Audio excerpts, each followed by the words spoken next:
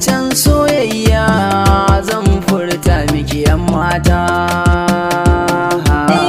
Da san ka nake kwana, da san ka nake tashi, zancen soyayya zan furta maka dan gata. Tsaya ki ji zancen so daga bakina, abinda nake nema ki bani gurin kwana.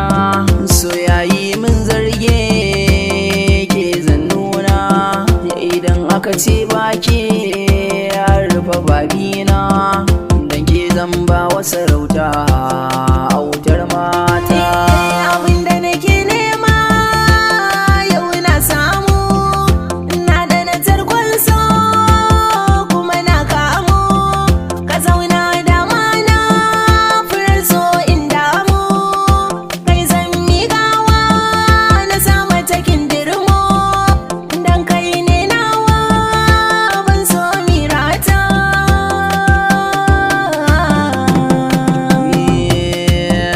Shi al'amarin ƙauna yana da yawan girma, dalilin soyayya waɗansu suna suma, a hakan zaki duba jikina na kirma, bayanan soyayya ki furta min nima, muna nan tare da ke kamar ya jini hanta.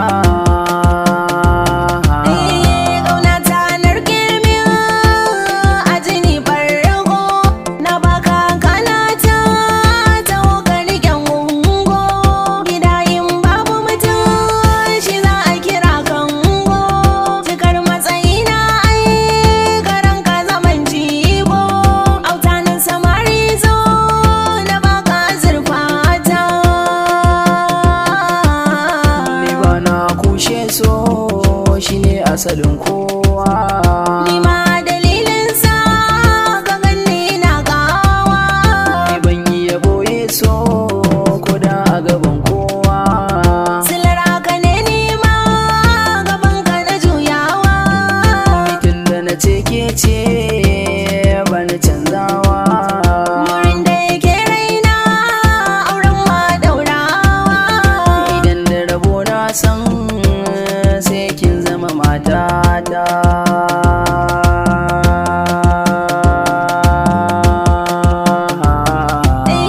Da san ka nake kwana, da san ka nake tashi, zancen soyayya zan furta maka dan gata.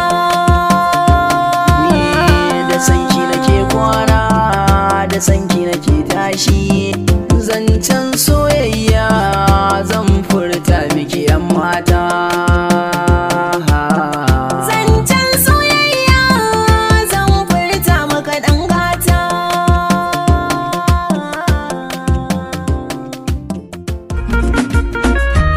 Rabin jiki na gata, da hannu na nuna ta, duk wanda ya kushe ta da ni da shi ba